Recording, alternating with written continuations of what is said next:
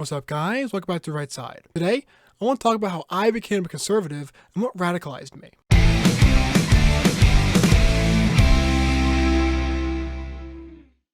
I wasn't introduced to politics until my senior year of high school, around 2021 and 2022. Back then, the issues I discussed with my classmates were typical issues: guns, abortion, taxes, etc. If you asked me where I'd put myself on the political spectrum at that time, I'd probably say I was a moderate center-right Republican. Looking back now, as I'm sure many of you would agree with your experience, I realize now that the positions I held at the time are very much distant in some ways, but very close in others to where I am today. In that time of 2 to 3 years, I've had my mind opened and changed, and still am today. My generation, while young, has experienced unprecedented social, political, and technological transformations. Gen Z is the first generation to have been born in a modern technological age with the internet, smartphones, and social media. We've also seen an explosion in gender ideology, a culmination of feminism that transformed from women empowerment to a total demonizing of men and gender roles. We've seen the rampant degeneracy enabled by feminism. We've seen the exponential growth in national debt, and are the first Americans to not remember 9/11. My generation is breaking records for isolation,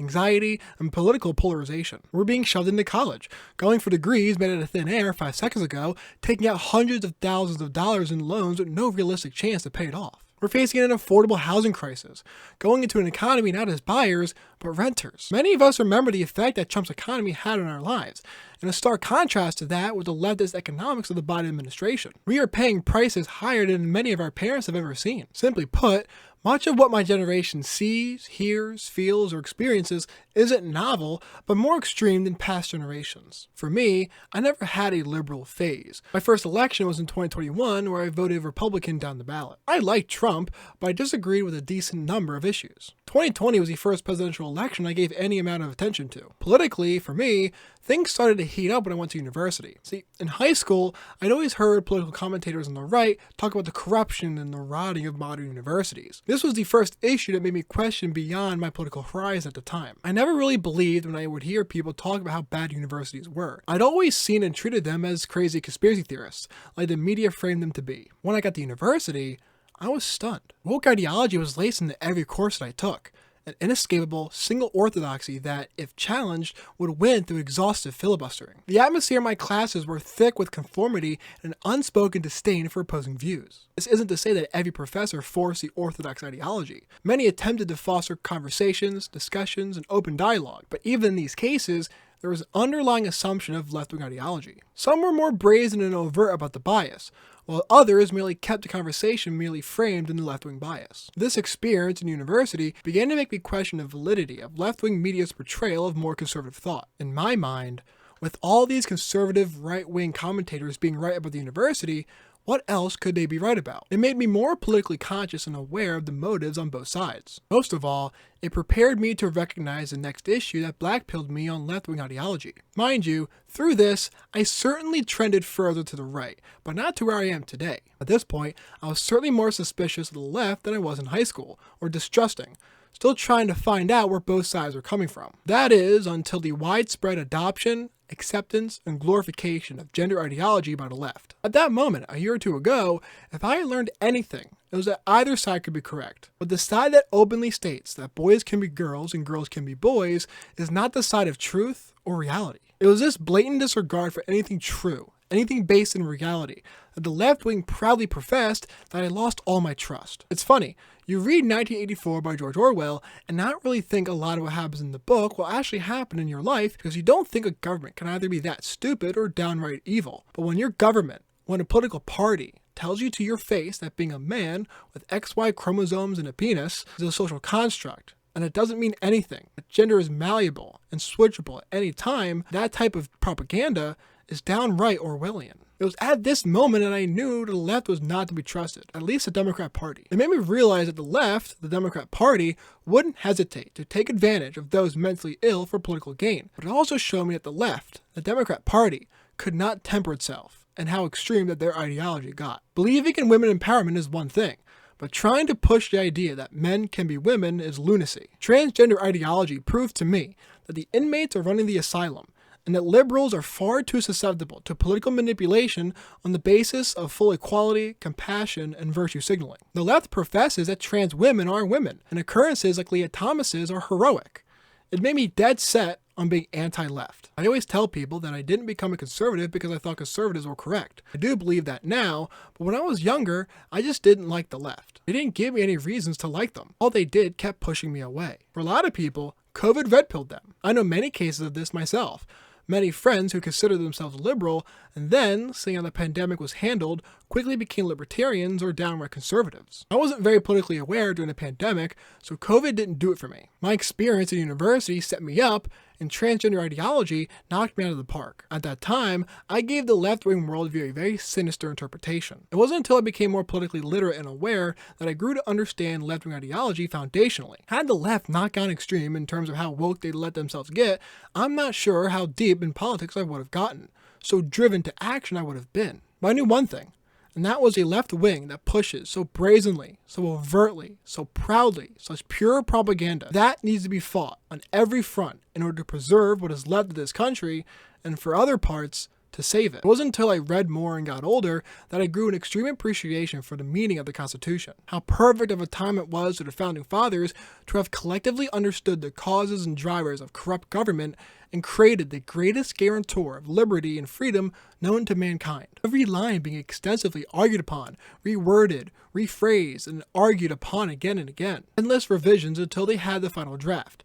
And to think that the left want to disregard the Constitution and to legislate from the bench. It wasn't until I got older that I realized that the issue of tolerance was flipped. I now view the right as being far too tolerant and the left as being the least tolerant. The woke left operates textbook like a cult. Anyone who's not 100% on board the agenda is jettisoned, blackballed, publicly shamed, vilified, tarred, and feathered. I'm sure that there are many of you disaffected liberals watching this video right now. What I've come to learn is that the left doesn't care for hypocrisy. Hell, they will change the definition of words at the drop of a hat if it means advancing their agenda. The Democrat Party can't define what a woman is, and it had academia redefine racism. The left has always had a revolutionary streak for the ideology's far margins. The Marxists have all long searched for cultural issues to bend the marginalized, disenfranchised parts of society together to take their government over and correct for all of life's injustices, and it will do so by any means necessary. The left seeks to divide as much as they can because the left requires oppression like fire requires oxygen. The most recent issue that hit me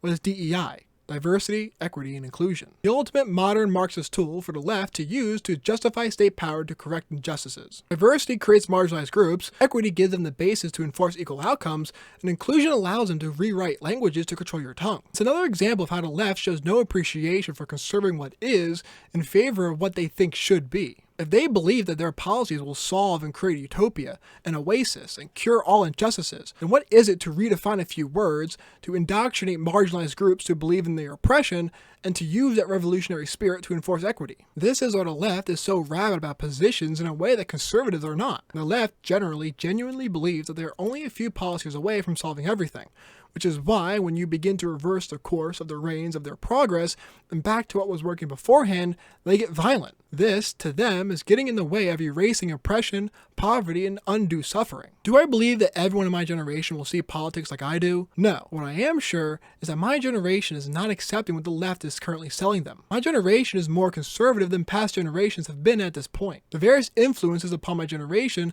culminating in what I believe is a perfect storm for a very conservative generation. One that is repulsed and disgusted by the degeneracy enabled by the left, that is living paycheck to paycheck because of the economic policies of the left. They can't safely walk their neighborhoods at night because of assault on crime policies on behalf of the left, forced to pay back loans for degrees because of the left's credentials and factories, also known as modern university, having to maneuver in a society which is so polarized due to the efforts of the left. Young men wondering in the back of their minds if they'll be called into war on behalf of the left's hawkish policies. So no, I don't believe that everyone in my generation will end up as conservative as I am, but I do know one thing, and that's that this current left-wing Democrat Party is showing my generation at a young age what other generations don't usually understand until their 40s and 50s. The Democrats are showing their hand early, merely opening up the curtain to the shell game and fraud behind it. I do think wholeheartedly that Gen Z will be one of the most conservative generations that this country has seen for a while. Now, it's time for those on the right to step up and make their lives safer, cheaper, and better. In the end, my journey to conservatism wasn't born out of loyalty to the right, but out of a deep rejection of the left. Their unchecked radicalism, disdain for reality, and obsession with ideological conformity drove me to question everything that they stood for. As I peeled back the layers, I found not just flaws, but a calculated effort to undermine the very foundations of truth, freedom, and meritocracy. My generation may not all see politics the way I do, but we are living through a perfect storm. A generation radicalized not by ideology, but by reality. The left's extreme policies, blatant hypocrisies, and Orwellian manipulation of language are turning us into one of the most conservative generations in decades. This awakening is an opportunity, a moment for conservatives to step up and offer solutions that resonate with the struggles of young Americans. Now we have to fight for safer communities, a freer economy, and a culture that values truth over ideology. The left has overplayed its hand, revealing its hypocrisy and disdain for the very principles that make America great. Now it's our turn to change that momentum into real, tangible change. Gen Z is at a crossroads, and the decision that we make today will shape the future of this country. My hope is that by sharing my story, I can inspire others to question, think critically, and join the fight to preserve what's left of our freedoms and restore what's been lost. The curtain has been pulled back. Now, it's our turn to act. I hope you guys enjoyed the video. If you did, hit the like button. If you'd like to support and help the channel grow, become a member, subscribe, and ring the bell to stay updated with all my uploads. Finally, whether you agree or disagree, leave your thoughts in the comment section below.